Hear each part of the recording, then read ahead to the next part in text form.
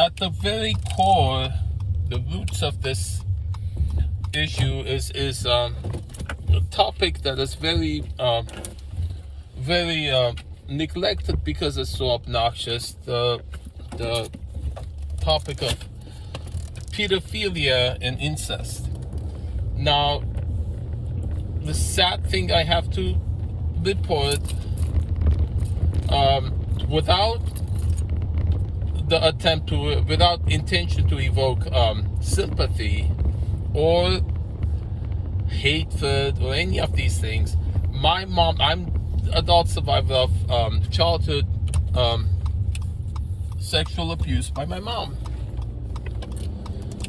So, and my family has always been avoiding and discouraging the reporting of this. My sister discouraged me from reporting it until she died last year. And then to the yesterday, this discussion was still going on. And the way the latest attempt was saying you need to see a psychiatrist, because they say, well, it's an accusation. Your mom's 90 years old. She's not going to change her ways. And you shouldn't be blaming her for your problems. It's not blame. It's not accusation. And she may not even change, but she's got to see a psychiatrist. And she's got to get diagnosed. She's been avoiding getting diagnosed because she doesn't want to reveal what she really is. She's sadistic. She takes pleasure in hurting me.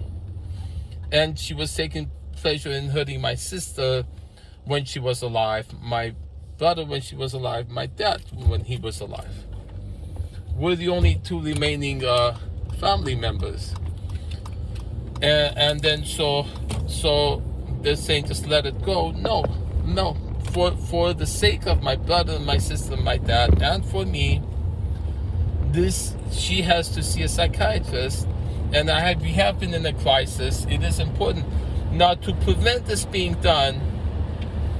And I'm going to start using names now because they backed me up into a corner, and this is what I have to do. My cousin Albert in San Francisco was told a lie that Sam, my brother-in-law in Tucson, he was told Zeke has to see a psychiatrist, and he's not seeing one. He has to take medication, he's not taking them. And Sam has been speaking that to block communication and lower credibility for more than a year.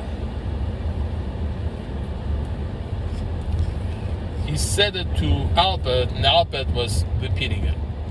Now, to prove this isn't true, I've recorded my sessions with a psychiatrist, and they're actually on YouTube and Vimeo.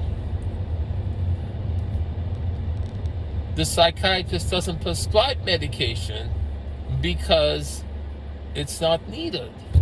I'm not on any medication. I don't drink, I don't smoke, I don't use any drugs of any kind. I don't get intoxicated. So I tell Albert, see, Albert, Sam was lying to you. He was lying that I'm not seeing a psychiatrist. I am. And he was lying that I'm not taking medication that I should because I don't need them, because the psychiatrist isn't prescribing them. Then he goes, after that, and I've sent him the videos, and I found out later he hasn't even watched them. He goes, Zeke, you're lying about your diagnosis, and therefore you're not credible, which is what Sam was saying before. Even though I've proven what Sam has said lie. So I asked him, Albert, I've made public my sessions with the psychiatrist. I've made public that you can just watch him. You see that he doesn't prescribe medication because it's not needed. And I told you my diagnosis. I'll tell you my diagnosis. I'm unipolar mania. Usually they have bipolar, which is they have manic episode and a depressive episode. I only have the manic episode. I don't have the depressive episode. And so the diagnosis is unipolar mania. And the symptoms is 2 symptoms: hyperverbal, hypersocial. As if you couldn't tell. I talk a lot. I like to talk and I like to speak the truth. People don't want to hear. I am the voice of the soul. I speak accurately and honestly. My observations, my intentions are benevolent. I reason accurately, and I challenge anyone to spot anything I say that you don't feel is accurate, either the reasoning or the facts. That's why I record everything on video so you can see for yourself. And so he says it doesn't matter, Zeke. I say it does. It matters incredibly. I want to know why it is you repeated your feeling that about my credibility and honesty, because it's proven that what Sam was saying was a lie. He goes, Zeke, your mom's 90 years old. She's set in a way. She's your mom. Don't make her do this. Don't. He says, I've said this 100 times. And I say again, I know you have. That's not the issue. Alice, my sister, was saying you can't change her because we've been living with this our whole life. This is not done for the purpose of changing. It's done for the purpose of revealing this dark family secret that we've kept all of our lives, and we need to reveal this for the sake of my dad, my brother, my sister, and me. We need the truth to come out. She's never volunteered to go see a psychiatrist. And then when she was called to court, for another issue, my sister, before she died, was preventing me from reporting to the cop. You don't go against to the judge, to the court, to what she is, the way she is. They kept saying it's your mom. You don't go against your mom. You don't go against family. You understand? And she's elderly. They keep saying that. She's still doing the same abuse, even worse now than she was always doing since I was a kid. And always had these methods of covering up, keeping secret, and I see this in a lot of families. I have noticed. I have friends, and I know people who are having this kind of stuff, keeping secret, dark family.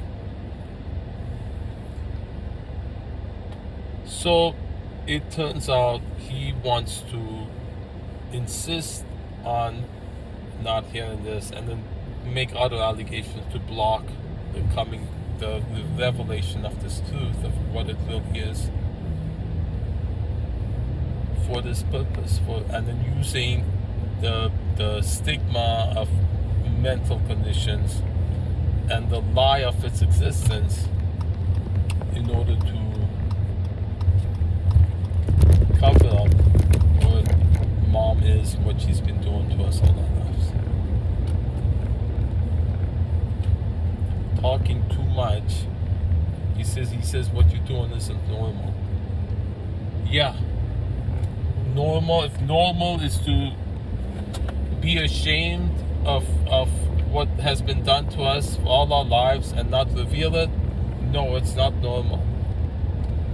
The hashtag is break the silence. And this is done for the purpose of setting free all the people who are victims of this type of abuse and I know quite a few who stay quiet out of shame. And then the scammers target these people intentionally because of the qualities they have. If they're submissive because of the sexual abuse they got from the parents, because the boundaries are not as strong as people who haven't had this kind of abuse. These scammers, the really well-trained, specialized scammers, target people like me, or elderly, or people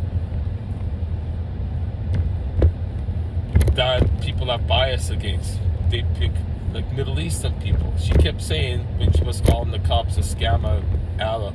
They say, what race is the person? That he said, Arab. I'm not Arab, I'm not Muslim.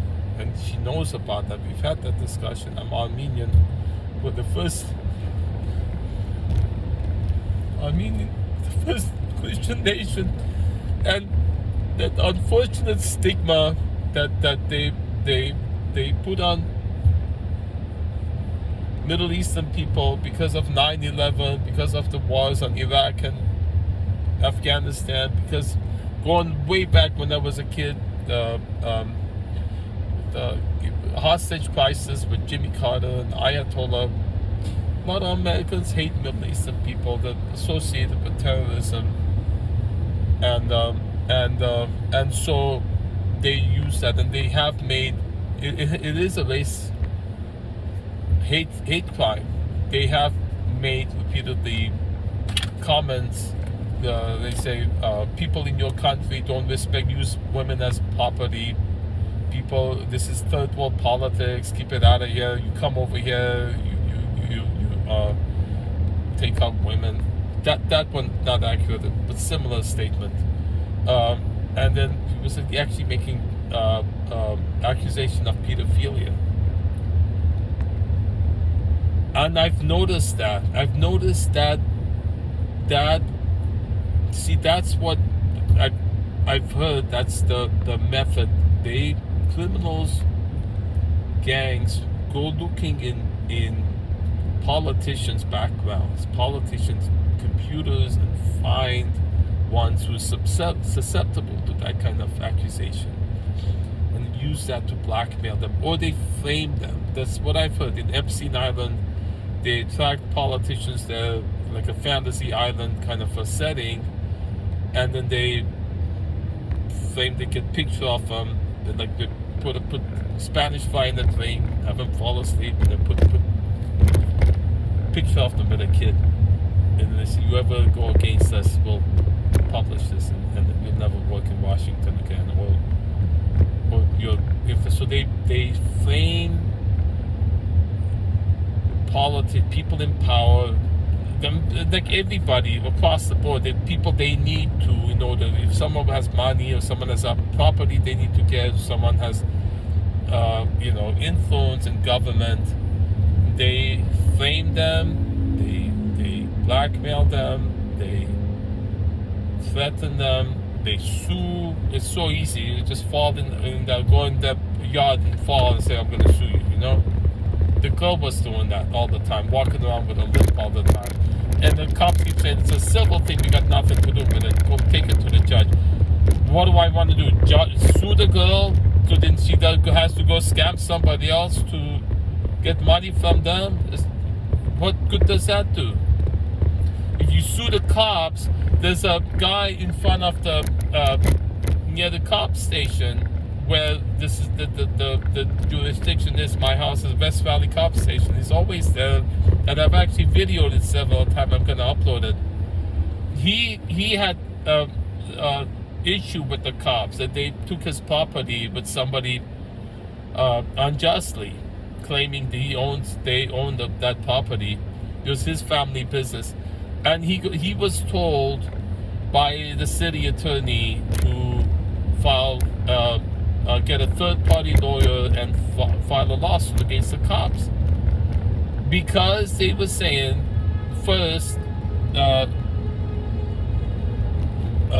to sue the cops, that what they would pay out is tax deduction, and they don't have to. It's just like they're paying you off, so they don't have to collect everything.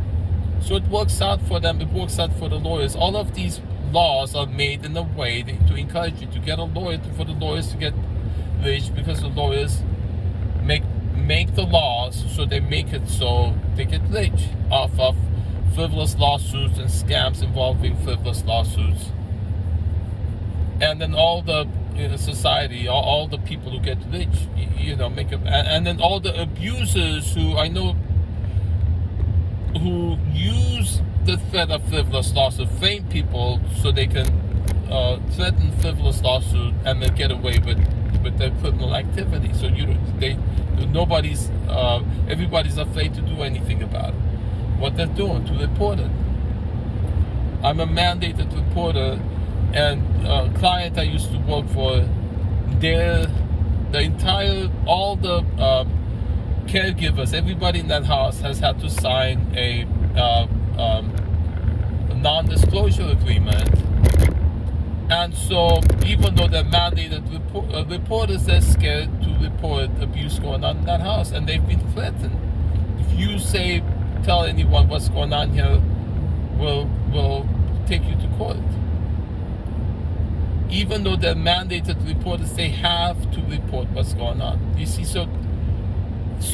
but they're scared to. A whole bunch of people know horrible abuse is going on. Kid is being kept intentionally scolded and kept dependent so that they can get riches from the regional center. And I know this, not to that extent. I know the kid was being abused in this way for years, but then lately I found out the true purpose of it was intentional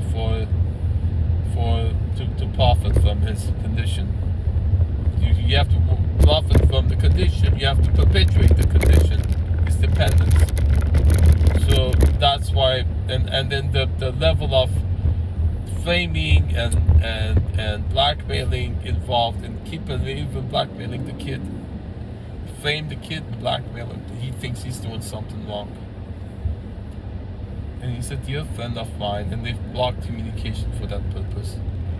They've repeatedly tried framing me, blackmailing me, and threatening me, and then I'm used to these methods, and I know them like the back of my hand. I've seen them so much, and we should publicize this so we know all these methods, and we know it when we see it, and then we can know that the malicious use of the laws as weapons by abusers and criminals, and make laws that prevent them from happening. You torture somebody to get money from them, that should be against the law. Blackmailing should be against the law. Frivolous lawsuits should be against the law. Use of frivolous lawsuits and scams should be against the law.